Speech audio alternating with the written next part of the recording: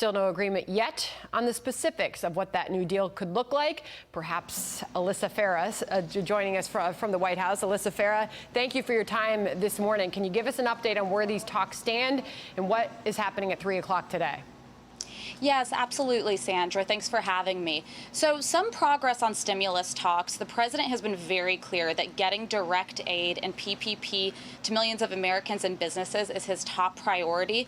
I would say this, Speaker Pelosi has been reluctant to move toward the many offers we've put on the table, but we're feeling cautiously optimistic that she may be moving toward where we have set the bar. The one thing I would note, though, is this 48-hour deadline is really an artificial deadline. The American people need help. We're going to get it to them, whether it's 72 hours, 24 hours, or longer.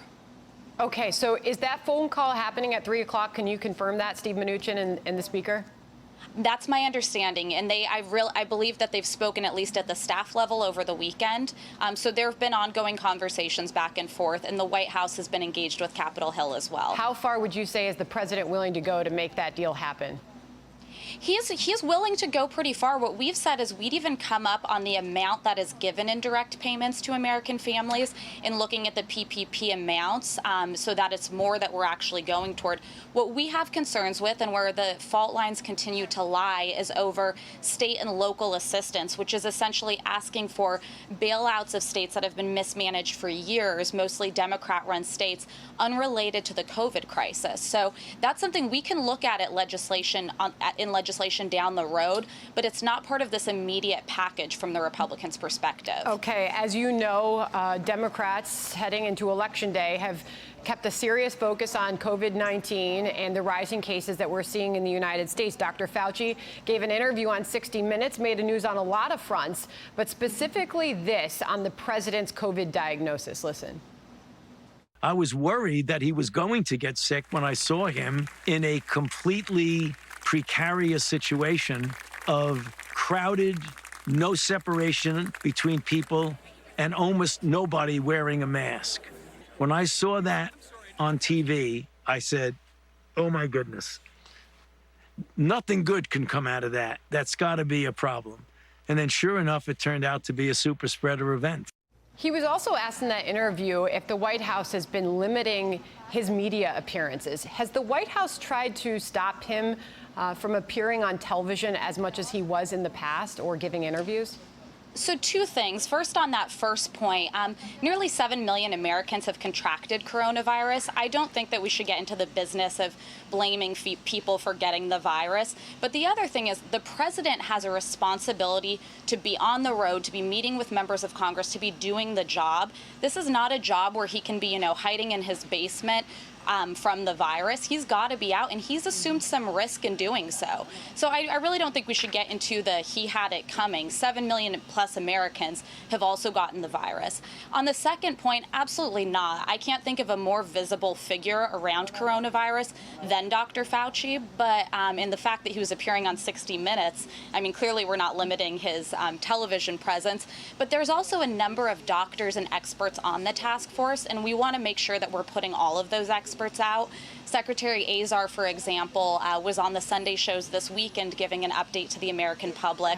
Dr. Birx is in states where cases are rising, doing regional, local media, and meeting with public health officials to give updates. Okay, so this is sort of... One more question on that note, because his exact response to whether or not the White House has been controlling his media appearance, he said, I would have to be honest and say, yes, I certainly have not been able or allowed to go on many, many shows that have asked me.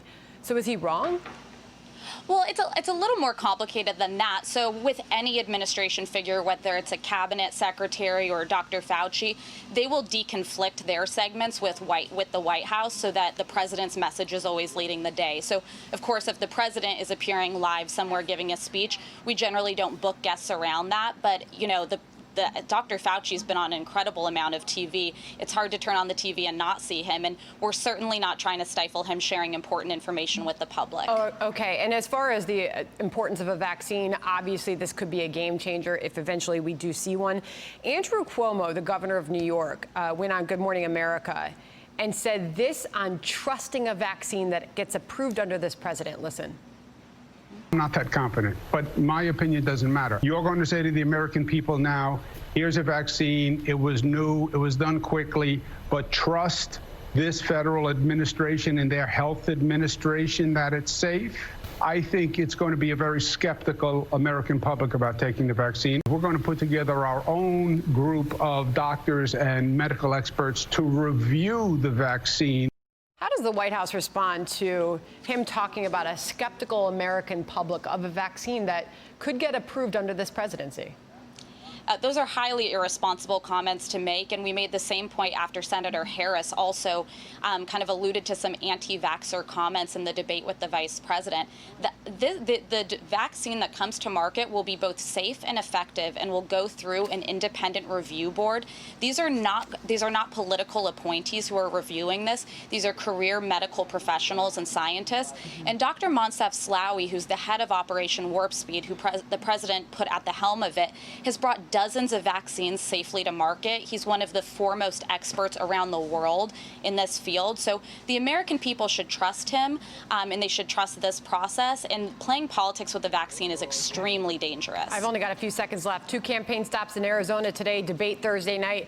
What does the next few days look like for the president?